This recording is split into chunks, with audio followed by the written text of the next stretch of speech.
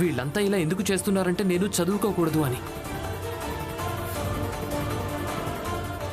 నాకంతా అర్థమవుతుంది భీమ్, కానీ సాక్ష్యాలను చూసి నేనేమీ చేయలేను. సార్,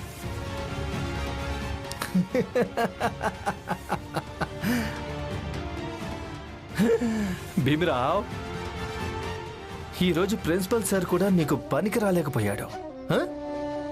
భీమ్రావ్, ఇక నా తరగతిలో చదువు చెప్పడం జరగదు, కానీ మిగిలిన పిల్లల సిలబస్ మొత్తం నేను కంప్లీట్ చేస్తాను. నీ సంగతి నువ్వు చూసుకో. నేను చూస్తాను నువ్వు ఎలా చదువుతావో, ఎగ్జామ్స్ ఎలా రాస్తావో, ఇంకా ఎలా పాస్ అవుతావో. గురుగారు, అంటే అంటే భీమరావ్ ఫెయిల్ అవుతాడా? ఒకవేళ వీడు ఫెయిల్ అయ్యాడంటే సాయాజీ మహారాజు వీడికి మరొకసారి ఆర్థిక సహాయం చెయ్యనే చెయ్యడు. పిల్లలు, సిలబస్ మొత్తం కంప్లీట్ అయిపోయింది కదా, వెళ్ళండి. సెలవు. పదండి. సెలవా? సార్ సార్, మీరు ఇలా చేయకండి సార్.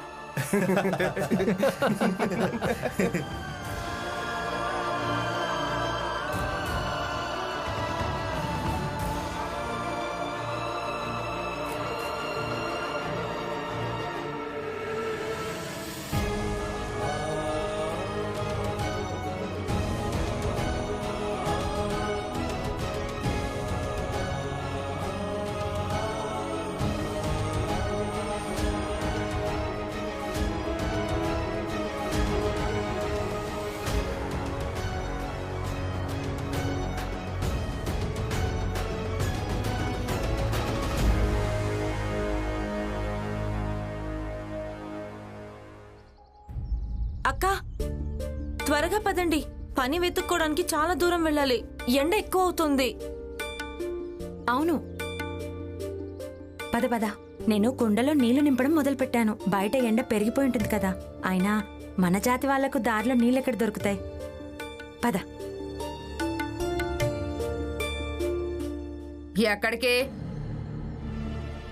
మేము పని వెతుక్కోవడానికి వెళ్తున్నాం. డబ్బులతో అంత అవసరం ఉంటే నువ్వు నీ భర్తకు చెప్పు, న్యాయవాది దగ్గర పని చేయడమే కాకుండా చదువుకునే సమయంలో కూడా పని చేయమని. తను కొంత డబ్బు సంపాదిస్తే దాంతో తన భార్యకు ఎండలో తిరగాల్సిన అవసరం ఉండదుగా. నా భర్తకు ఏదనిపిస్తే అదే చేస్తారు. ఇక ఆయన ఏం చేస్తారో అదే ఒప్పు. ఇలా చూడండి, మీరు తిరగడం అంటున్నారు కదా, నిజానికి అది స్వయం కృషికి చెందిన ప్రక్రియ. పదరామా.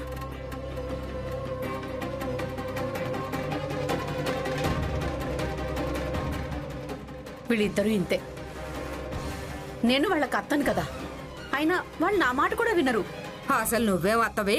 నీ మాట అసలు ఇంట్లో ఎవరు వినరు. నీ భర్త వినడు, కొడుకులు వినరు, నీ కోడళ్ళు కూడా వినరు. నువ్వు చాలా దిగజారిపోయావు. ఎంత దిగజారిపోయాక జారి పడిపోవచ్చు కదా.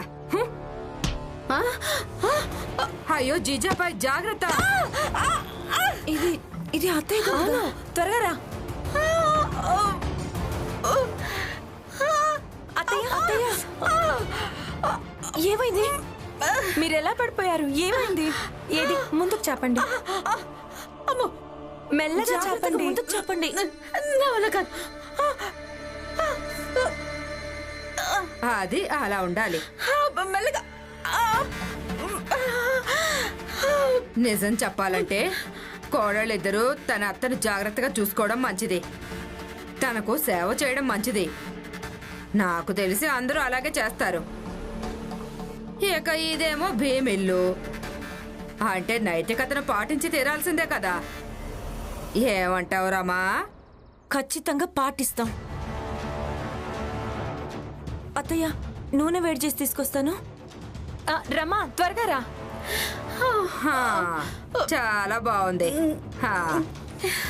కొంచెం కొంచెం బలంగా పట్టనా? వద్దు, అంత బలంగా వద్దు. మెల్లగా. అమ్మా, నడుము కూడా నొప్పి పెడుతోంది. రమా, త్వరగా రా. ఎండ ఎక్కువగా ఉంది, బయట బాగా మండిపోతోంది. అందుకనే జాగ్రత్త పడి ఇంటి కోడళ్ళు ఇంట్లో ఉంటే మంచిది. ఆ, రమా త్వరగా రా. త్వరగా తీసుకురా. కూర్చోలేకపోతున్నాను.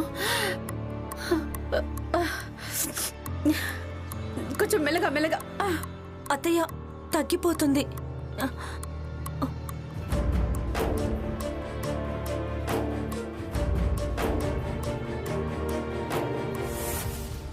ఇంకా మీరిద్దరూ కలిసి మీ అత్తకు నూనె బాగా రాయండి.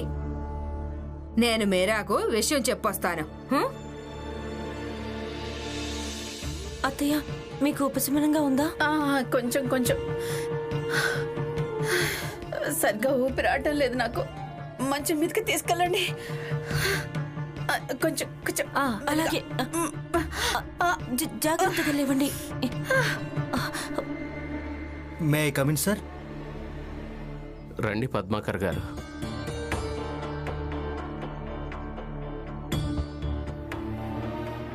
సార్ కూర్చోండి.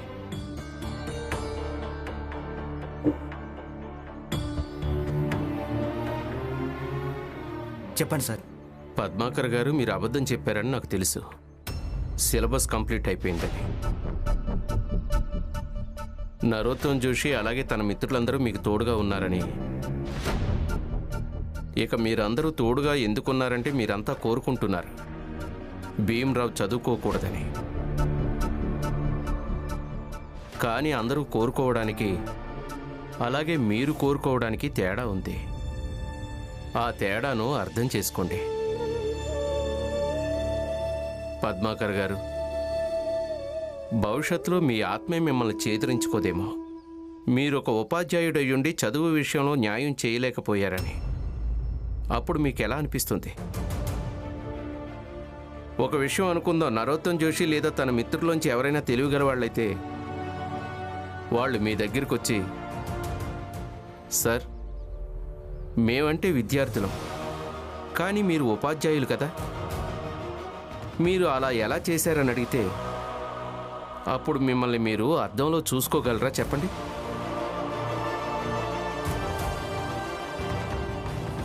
అందుకే నేను చెప్పేది అర్థం చేసుకోండి. సార్ నేను ఇప్పుడే వస్తాను.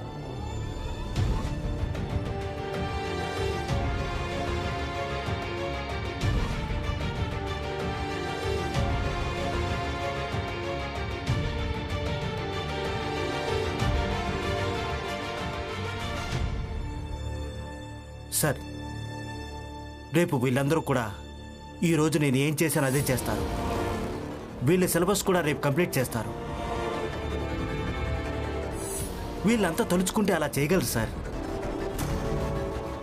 కానీ నాదొక సలహా, ఒకవేళ మీరు దాన్ని అమలు చేస్తే భీమ్రావు చదువు పూర్తయిపోతుంది. ఇక్కడ పిల్లలు కూడా చదువుకోగలరు. అలాగే మా ఉపాధ్యాయులకు కూడా మంచిగా అనిపిస్తుంది. ఏంటది? సార్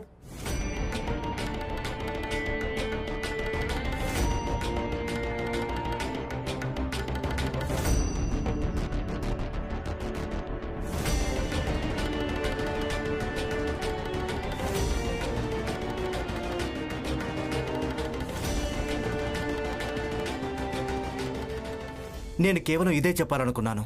కానీ ఇది మాత్రం మర్చిపోకండి, భీమ్రావు ఇక్కడ సాయాజీ మహారాజు గారి ఆర్థిక సహాయంతో చదువుతున్నాడు. ఒకవేళ మనం అలాంటిది ఏదైనా చేస్తే అప్పుడు సాయాజీ మహారాజుకు కూడా సమాధానం చెప్పాల్సి ఉంటుంది. మేము ఆయనకు కూడా చెప్పేస్తాం, మేము ఏదైతే చేస్తున్నామో భీమ్రావు సంక్షేమం కోసమే చేస్తున్నామని. అలాగే ఇందులో మిగతా విద్యార్థుల క్షేమం కూడా ఉంది. అవును సార్.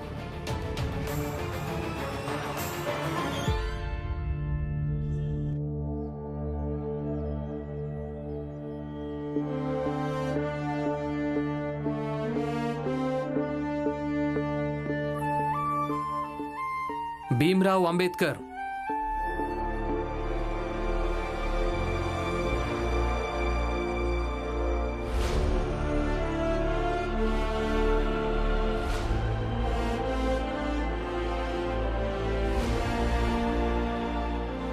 నువ్వు ఇలా కూర్చోవడానికి వీల్లేదు, నిరాశ చెందడానికి వీల్లేదు, బాధపడ్డానికి వీల్లేదు. గుర్తులేదా? నిన్న నువ్వు ఇలాగే నిరాశగా కూర్చున్నప్పుడు అప్పుడు ఇదే కాలేజీలో నరోత్తమ్ జోషి ఏమన్నాడో? ఏమైంది భీమరావు? నువ్వు పెద్ద పోరాటాల గురించి మాట్లాడతావు కదా, మరెందుకు ఏడుస్తున్నావు? నేను నీ జీవితంలోకి సమస్యల్ని తీసుకొస్తాను. ఒకవేళ నువ్వు సమస్యల మీద గెలిచావంటే అందరూ భీమరావు చదువుకోవడం కోసం చాలా సంఘర్షణ అనుభవించాడంటారు. కానీ బాధాకరం, వీడు చాలా పిరుకోడ్లా ఉన్నాడు. వీడు అలసిపోయాడు. నీ కన్నీళ్లు చూస్తుంటే ఇక నువ్వు పోరాడడానికి కూడా పనికిరావు అనిపిస్తుంది. ఇక గెలవడం సంగతి అసాధ్యం. ఇక నువ్వు బలహీనపడ్డానికి వీల్లేదు. ఎందుకంటే నువ్వు ఆలోచిస్తావు, అలాగే స్వయంగా చెప్తూ ఉంటావు. ఒకరోజు ఎలాంటి వ్యవస్థను ఏర్పాటు చేస్తానంటే అందులో నీ జాతికి చెందిన ప్రతి పిల్లాడు చదువుకోగలడని. అందుకే ప్రతి అడుగులోనూ ఆచితూచి మార్గాన్ని ఎంచుకోవాల్సి ఉంటుంది, నిర్ణయాలు తీసుకోవాల్సి ఉంటుంది. ఉజ్వల భవిష్యత్తు కోసం నిరంతర మార్గాలను నిర్మించుకుంటూ ఉండాల్సి ఉంటుంది. నువ్వు ఇలా కూర్చుని దిగులు పడ్డానికి వీల్లేదు.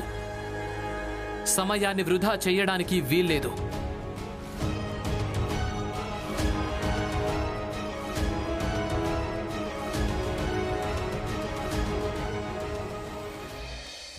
నువ్వన్నది నిజమే. నేనిలా కూర్చుని సమయాన్ని వృధా చేసుకోలేను. ఏదో ఒకటి చేస్తూ ఉండటం మంచిది. భీమరావు, నిజమే. ఏమాత్రం సమయాన్ని వృధా చేసుకోకు. నేరుగా పిచ్చాసుపత్రికి వెళ్ళావు. ఎందుకంటే నీకు పిచ్చి పట్టింది. ఇక్కడ ఇక్కడ ఎవరితో మాట్లాడుతున్నావు? పద, నాతో పాటు ప్రిన్సిపల్ ఆఫీస్కి పద. రా. ఎందుకు? ఎందుకంటే ఈ రోజే నీకు కాలేజీలో చివరి రోజు.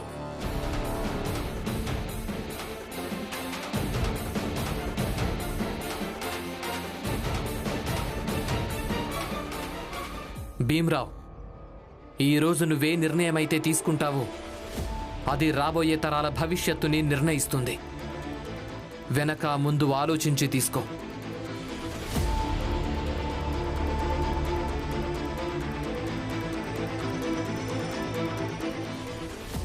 మే I come in, sir?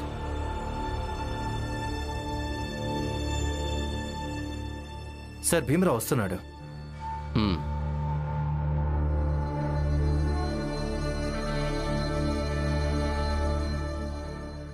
May I come in, sir? రా భీమరావు.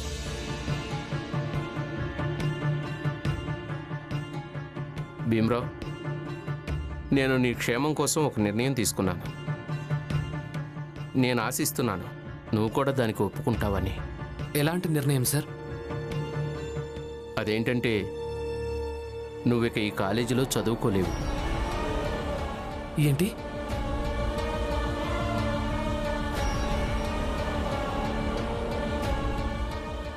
ఈ కాలేజీలో నీకు ఇదే చివరి రోజు.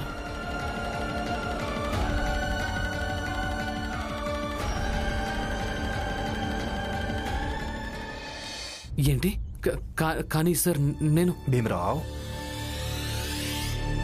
వద్దు వద్దు భీమరావు. ప్రిన్సిపల్ సార్ ఏదో చెప్తున్నారు కదా, ముందు ఆయన చెప్పింది విను. సార్, చెప్పండి. నేను ఈ లెటర్ నీకు ఇస్తున్నాను. ఇందులో ఏం రాసిందంటే నువ్వు వేరే ఏదైనా కాలేజీకి వెళ్ళి అడ్మిషన్ తీసుకోవచ్చని.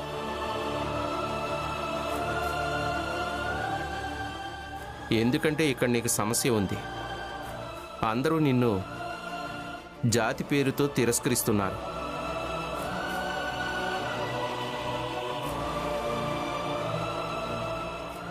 అదే జాతి పేరుతో నీ విషయంలో భేదభావం చూపిస్తున్నారు. ఏ కాలేజీకైనా వెళ్ళు, కానీ అక్కడ నువ్వు నీ జాతి మాత్రం చెప్పొద్దు.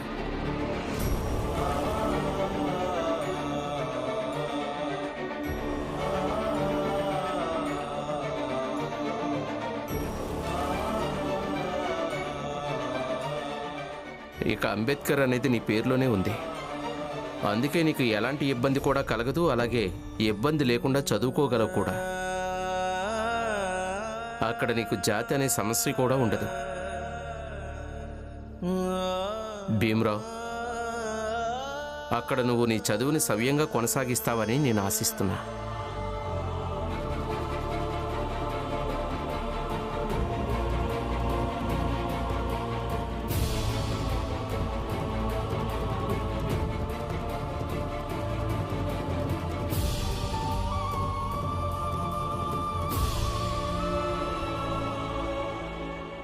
సార్, చిన్నప్పుడు నేను ఆడుకోవడానికి వెళ్ళినప్పుడు మా జాతిలో కొందరు వ్యక్తులు చెప్పేవాళ్ళు, ఎవరికి నీ పూర్తి పేరు మాత్రం చెప్పొద్దని. ఎందుకంటే జాతి తెలియదని. అలాగే నేను కూడా పెద్ద జాతికి చెందిన పిల్లలతో ఆడుకోవచ్చని. ఈరోజు మీరు నాకు అలాంటిదే చెప్తున్నారు. చిన్నప్పుడు కూడా నేనెప్పుడూ నా జాతిని దాచిపెట్టలేదు, ఇక ముందు కూడా దాచిపెట్టను.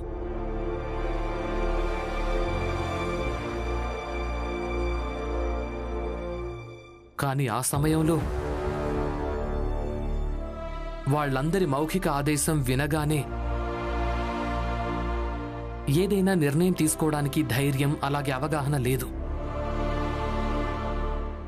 కానీ ఈరోజుంది. వాళ్ళందరి మౌఖిక ఆదేశాన్ని నేనెప్పుడూ చించలేకపోయాను. కానీ ఈరోజు మీ ఈ లిఖిత ఆదేశం ఏదైతే ఉందో నేను చించేస్తున్నాను సార్.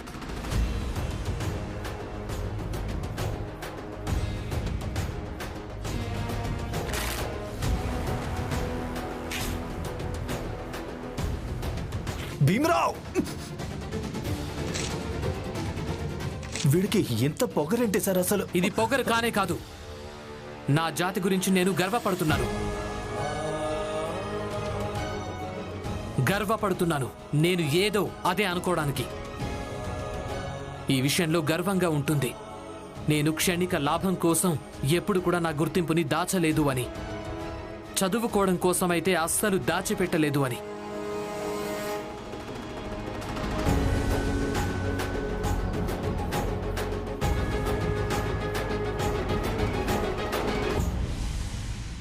ఇలా చేసినందుకు నన్ను క్షమించండి సార్. నా గురువుల సిలబస్ మొత్తం కంప్లీట్ అయిపోయింది ఇంత ముందుగానే. ఏం పర్వాలేదు, చదువుకుంటాను ఏదో రకంగా. కేవలం ఒక్క మాట చెప్తున్నాను సార్, రేపు కూడా సమయానికి ఇదే కాలేజ్కి వస్తాను.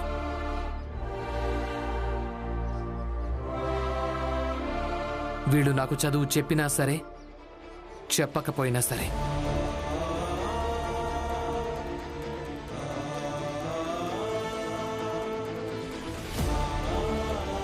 మీరు కూడా చూడండి సార్, ఏదో ఒకరోజు మా జాతి పిల్లలకు చదువుకోవడం కోసం నా అంత సంఘర్షణ అనుభవించాల్సిన పని ఉండదు.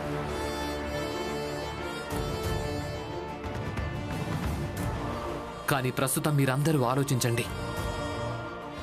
సరిగ్గా మీలాగా కనిపించే, మీలాగే నవ్వే, అలాగే మీలాగే ఏడ్చే ఒక వ్యక్తి మీద ఇంత అసహ్యం ఎందుకని మీకు?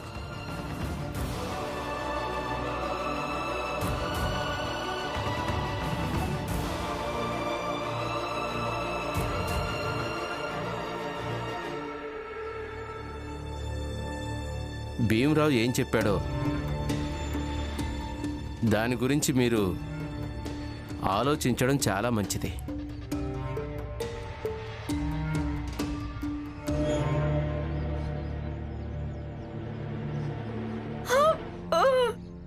తగ్గిపోతుందిలే అత్తయ్య. అసలు ఇక్కడ ఏం జరుగుతోంది చూడు.